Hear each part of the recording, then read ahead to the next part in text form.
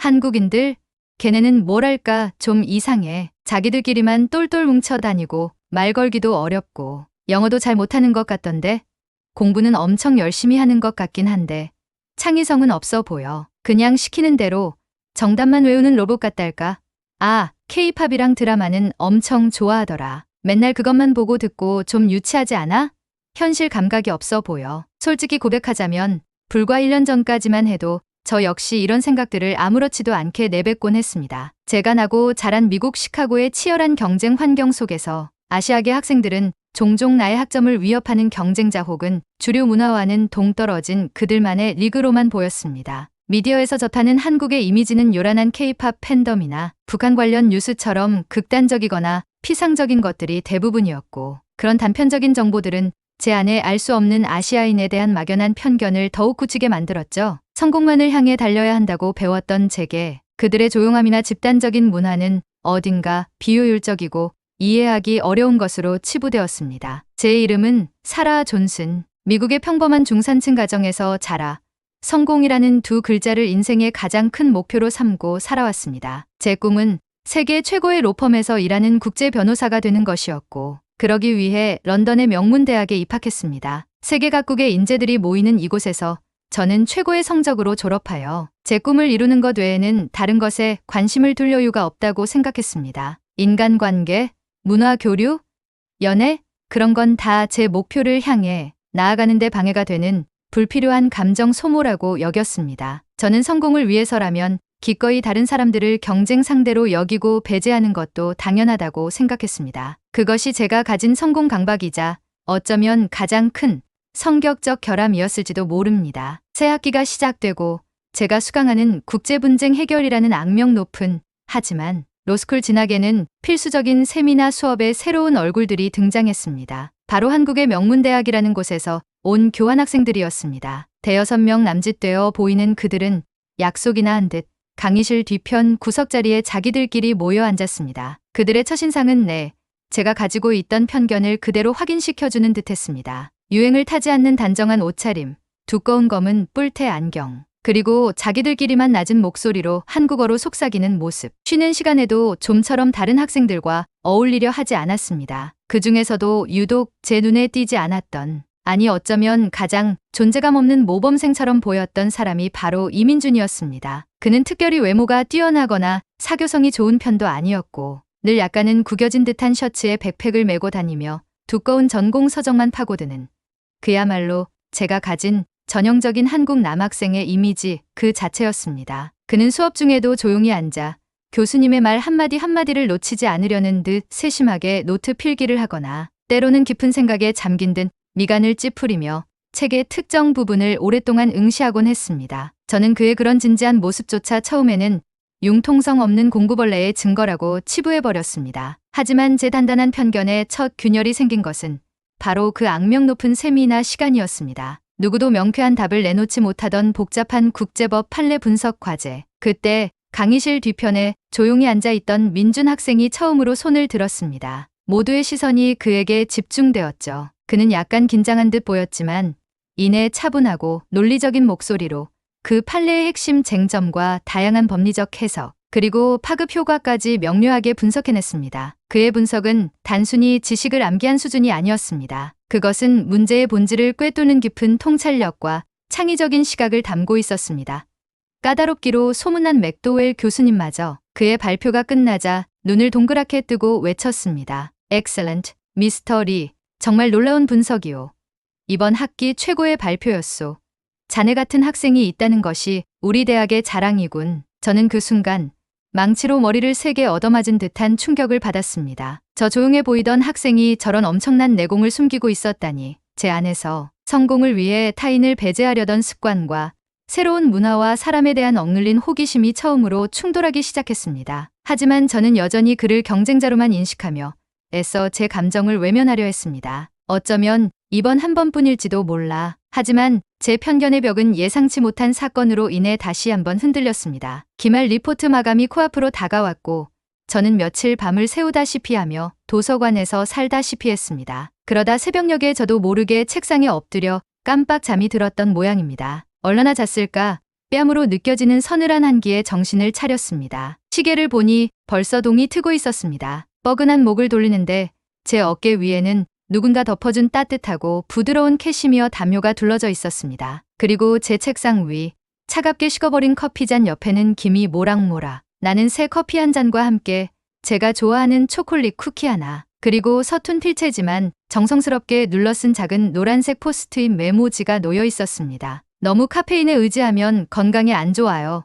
특히 피곤할 때는요. 그래도 리포트 쓰는 동안 깨어 있는데 도움이 되길 바라요. 힘내세요.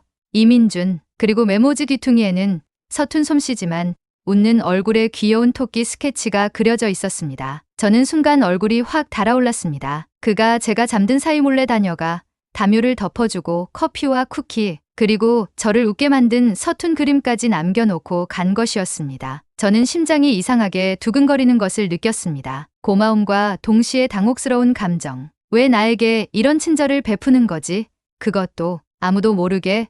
개인 공간과 프라이버시를 중시하는 저로서는 조금 부담스럽기도 했지만 솔직히 말해 기분이 나쁘지 않았습니다. 오히려 그의 예기치 못한 따뜻한 배려와 귀여운 그림에 밤샘 작업으로 지쳐있던 제 마음이 조금씩 녹아내리는 것을 느꼈습니다. 결정적으로 그에 대한 제 시각이 바뀌게 된 것은 바로 그 악명 높은 국제 분쟁, 해결, 과목의 그룹 프로젝트를 함께 하게 되면서부터였습니다. 저와 민준, 그리고 다른 영국인 학생 마크와 클로이가 한조가 되어 복잡한 과제를 수행하게 되었습니다. 저는 민준이 단순히 학문적인 능력뿐만 아니라 뛰어난 정보 검색, 능력, 한국의 방대한 디지털 아카이브 활용과 기술 활용, 능력 세련된 발표 자료 디자인, 그리고 창의적인 문제 해결 능력까지 갖추고 있다는 것을 다시 한번 확인했습니다. 그는 조용했지만 우리 조의 실질적인 에이스였습니다. 하지만 그와의 협업 과정에서 문화적 차이로 인한 충돌은 피할 수 없었습니다. 한 번은 제가 그의 분석 결과에서 몇 가지 논리적 오류를 발견하고 평소 제 방식대로 매우 직설적이고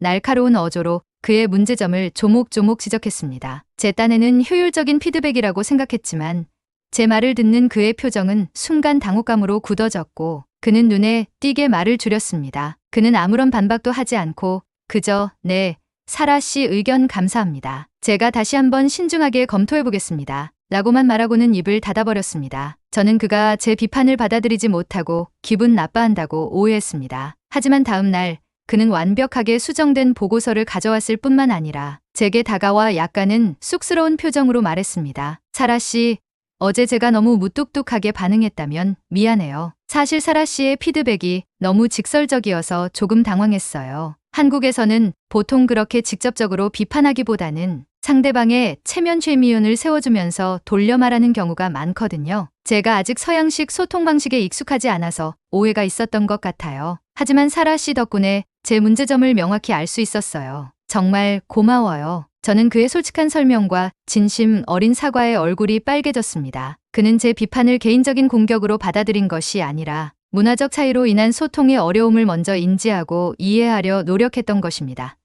오히려 제가 그의 문화를 존중하지 못하고 제 방식만을 강요했던 것이죠. 저는 진심으로 그에게 사과했습니다. 미안해요, 민준 씨. 제가 너무 제 방식대로만 생각했어요. 당신의 문화를 존중하지 못했어요. 그는 제 사과에 환하게 웃으며 답했습니다. 아니에요, 사라 씨. 저도 덕분에 많이 배웠어요. 이렇게 서로 솔직하게 이야기하니까 오해가 풀리네요. 우리는 그 일을 계기로 서로의 문화적 차이를 더욱 깊이 이해하게 되었고 이전보다 훨씬 더 편안하고 솔직한 소통을 할 수 있게 되었습니다. 그리고 마침내 성공적인 발표를 마친 후 우리는 함께 웃으며 하이파이브를 했습니다. 그의 손이 제 손에 닿는 순간 저는 이전에 느껴보지 못했던 낯선 따뜻함과 함께 제 심장이 빠르게 뛰고 있다는 것을, 그를 향한 첫 설렘을 분명히 자각했습니다. 프로젝트가 끝나고 얼마 지나지 않아 민준 학생은 저를 한국인 유학생들이 주최하는 작은 K-팝 파티에 다시 초대했습니다. 이전의 경험 덕분에 저는 이번에는 망설임 없이 그의 초대에 응했습니다. 파티 장소는 여전히 활기차고 즐거운 분위기였습니다. 저는 이제 제법 익숙해진 한국 친구들과 인사를 나누고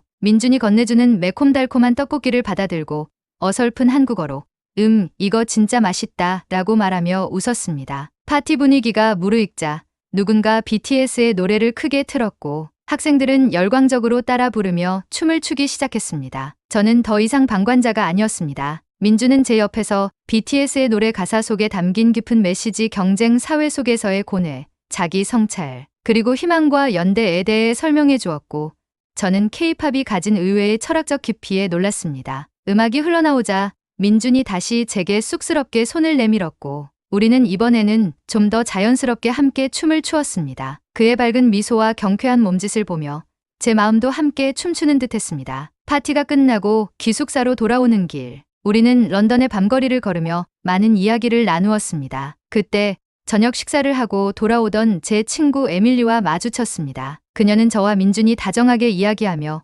걸어오는 모습을 보고는 싸늘한 표정으로 다가와 말했습니다. 사라, 너 정말 K-팝에 완전 빠졌구나. 이제 하다 저런 파티까지 다니고 너답지 않아. 너무 아시아 문화에 동화되는 거 아니야? 그러다 내 정체성까지 잃어버리겠어. 그녀의 말 속에는 여전히 편견과 이해 부족이 담겨 있었습니다. 저는 상처를 받았지만 이번에는 이전처럼 분노하기보다는 차분하게 제 자신을 돌아보게 되었습니다. 내가 정말 변한 걸까?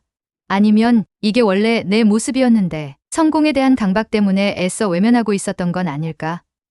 다른 문화를 이해하고 즐기는 것이 왜 잘못된 거지?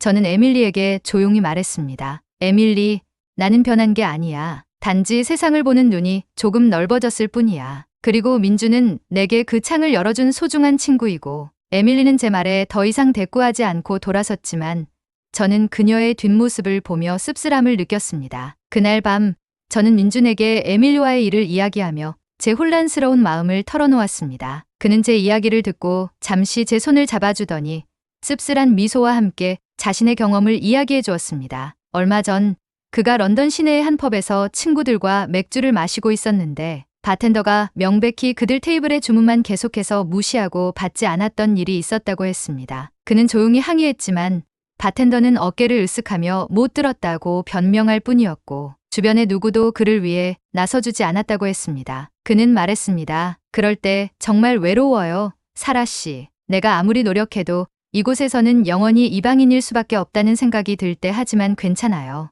이제는 사라 씨가 있으니까. 그의 솔직한 고백 속에서 저는 그가 겪었을 깊은 외로움과 상처를 느낄 수 있었고 그에 대한 제 마음은 연민과 함께 더욱 깊어졌습니다. 저는 그의 손을 꼭 잡으며 다짐했습니다. 더 이상 편견과 외부의 시선에 흔들리지 않게 했다고. 우리의 관계를 그리고 제 자신을 지켜나가게 했다고. 며칠 뒤 K-팝 파티에 초대받았던 것에 대한 보답으로 저는 주말에 민준과 그의 한국인 친구 몇 명을 제가 사는 플랫 근처 공원에서 열리는 작은 미국식 바비큐 파티에 초대했습니다. 처음에는 어색해하던 그들도 제가 직접 구운 큼직한 햄버거와 핫도그 그리고 달콤한 바비큐 립을 맛보더니 이내 와 대박, 미국 스타일은 역시 다르네요 라며 즐거워했습니다. 저는 그들에게 미국의 독립기념일 전통이나 추수감사절 문화 그리고 미식축구에 대해 설명해 주었고 그들은 신기해하며 질문을 쏟아냈습니다. 우리는 잔디밭에 둘러앉아 시원한 맥주를 마시고 어설프게 프리스비를 던지며 낯설지만 즐거운 문화 교류의 시간을 가졌습니다. 그 과정에서 저는 그들이 가진 편견 없는 호기심과 새로운 문화를 배우려는 열린 마음에 다시 한번 감탄했고 민주는 제 친구들과도 제법 자연스럽게 어울리며 농담을 주고받는 모습으로 저를 안심시켜 주었습니다. 우리는 그렇게 서로의 문화를 나누고 이해하며 조금씩 더 가까워지고 있었습니다. 학기 말 제 인생 최대의 위기가 찾아왔습니다. LSE 로스쿨 입학 지원서 마감을 불과 이틀 앞두고 제가 지난 몇 달간 심혈을 기울여 작성했던 모든 자료가 담긴 노트북이 갑자기 고장 나 버린 것입니다.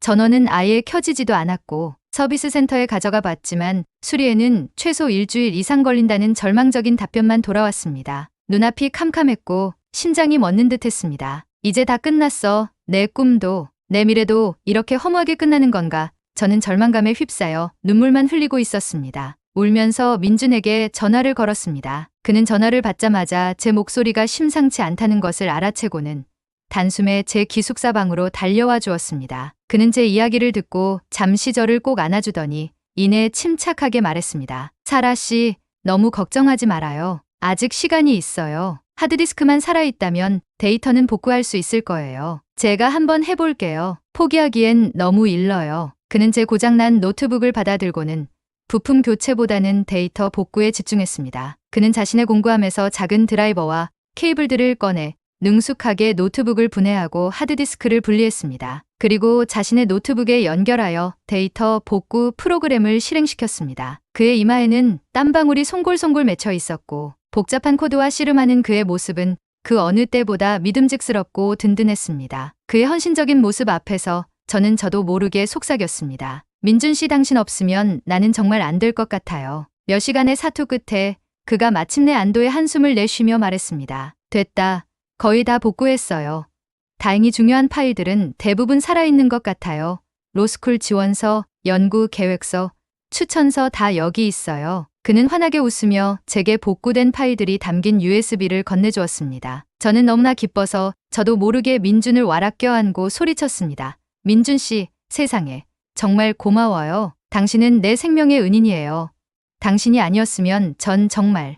그는 제 갑작스러운 포옹에 잠시 당황한 듯 했지만 이내 부드럽게 제 어깨를 감싸 안으며 말해주었습니다. 다행이다. 정말 다행이에요. 사라 씨, 내가 더 놀랐어요. 그의 품 안에서 저는 안도감과 함께 주체할 수 없는 벅찬 감정의 파도를 느꼈습니다. 그날 밤 우리는 함께 그의 노트북으로 제 로스쿨 지원서를 최종 점검하고 무사히 제출했습니다. 모든 것을 마치고 낮아동이 트고 있었습니다. 우리는 나란히 앉아 창밖으로 밝아오는 런던의 새벽 하늘을 바라보았습니다. 그리고 저는 용기를 내어 그에게 제 마음을 다시 한번, 이번에는 분명하게 고백했습니다. 민준 씨, 사실 당신을 정말 많이 좋아해요. 당신 덕분에 나는 더 나은 사람이 된 것 같아요. 그는 제 고백에 잠시 놀란 표정을 짓더니 이내 제 손을 조용히 잡으며 답했습니다. 저도 사라 씨를 좋아해요. 처음에는 너무 다르고 다가가기 어려울 거라고 생각했는데 사라 씨의 솔직함과 열정이 저를 변화시켰어요. 사라 씨 덕분에 런던 생활이 더 이상 외롭지 않았어요. 우리는 서로의 마음을 확인했고 아름다운 템스 강변을 함께 걸으며 서로의 진심을 담아 처음으로 입을 맞추었습니다. 세상의 모든 편견과 문화적 차이의 벽을 넘어 우리의 사랑은 그렇게 시작되고 있었습니다. 하지만 동시에 그의 교환학생 기간이 얼마 남지 않았다는 현실적인 문제와 시차가 8시간이나 나는데 우리가 매일 통화할 수 있을까? 혹시 마음이 멀어지지는 않을까 하는 장거리 연애에 대한 구체적인 불안감이 제 마음 한구석에 무겁게 자리 잡기 시작했습니다. 우리는 연인이 되었지만 우리의 시간은 야속하게 흘러갔습니다. 민준의 귀국 날짜는 다가왔고 저는 LSE 로스쿨 입학 준비와 함께 그와의 이별을 준비해야 했습니다. 크리스마스 시즌이 다가왔지만 런던의 화려한 불빛 속에서 제 마음은 오히려 더 쓸쓸하고 불안했습니다. 대부분의 친구들은 가족과 함께하기 위해 고향으로 돌아갔고 저는 홀로 텅 빈 기숙사 방에서 미래에 대한 고민과 이별의 슬픔으로 복잡한 시간을 보내고 있었습니다. 크리스마스 이브 저녁, 저는 창밖으로 내리는 눈을 보며 우울한 기분에 잠겨 있었습니다. 그때 제 방문을 두드리는 소리가 들렸습니다. 민준이었습니다. 그의 손에는 커다란 보따리가 들려 있었습니다. 사라 씨, 메리 크리스마스는 아니지만 곧 있으면 한국은 설날이거든요. 가족들이랑 같이 떡국 먹는 날인데 사라 씨 혼자 있는 것 같아서 제가 작은 선물을 준비했어요. 그는 쑥스러운 듯 웃으며 보따리를 풀었습니다. 그 안에는 그가 직접 끓였다는 뜨끈한 김치찌개와 바삭하게 튀긴 한독식 양념치킨, 그리고 잡채와 몇 가지 나물 반찬들이 정갈하게 담겨 있었습니다. 그는 이 김치찌개는 저희 어머니께서 한국에서 직접 담가 보내주신 김치로 끓인 거예요. 어머니 레시피 그대로 만들었는데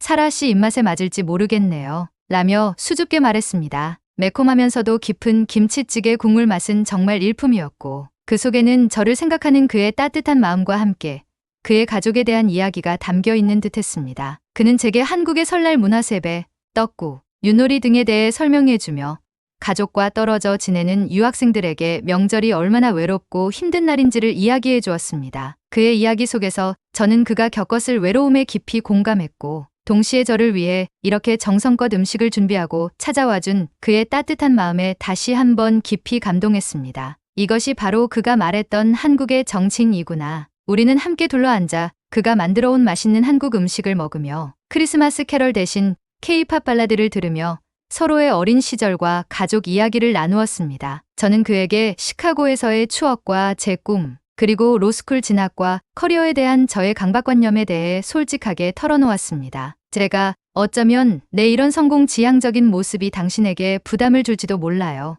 내 선택이 틀릴 수도 있다는 불안감도 들고요. 라고 말하자 그는 제 손을 잡으며 말했습니다. 사라 씨, 저는 사라 씨의 꿈을 존경하고 응원해요. 하지만 가끔은 너무 자신을 몰아붙이는 것 같아 걱정이 돼요. 성공도 중요하지만 스스로를 사랑하고 행복해지는 것이 더 중요하지 않을까요? 그의 진심 어린 조언은 제 마음 깊은 곳을 울렸습니다. 그 순간 저는 깨달았습니다. 내가 성공이라는 목표만을 향해 달려오면서 얼마나 많은 소중한 것들을 놓치고 있었는지를. 어쩌면 진정한 성공은 높은 지위나 명예가 아니라 바로 지금 여기 사랑하는 사람과 함께하는 이 따뜻한 순간에 있는 건지도 모른다고요. 내가 성공만 쫓다 놓친 게 뭔지 알 것 같아요. 민준 씨. 저는 나지막이 속삭였고 그는 그저 제 손을 더 꽉 잡아주었습니다. 그날 밤 따뜻한 김치찌개 국물처럼 제 마음도 따뜻하게 녹아내렸고 저는 그의 품에 안겨 용기를 내어 먼저 입을 맞추었습니다. 우리의 연애는 그렇게 공식적으로 더욱 깊이 시작되었습니다. 하지만 우리의 관계는 여전히 넘어야 할 산이 많았습니다. 저의 영국인 친구들의 노골적인 비판 사라.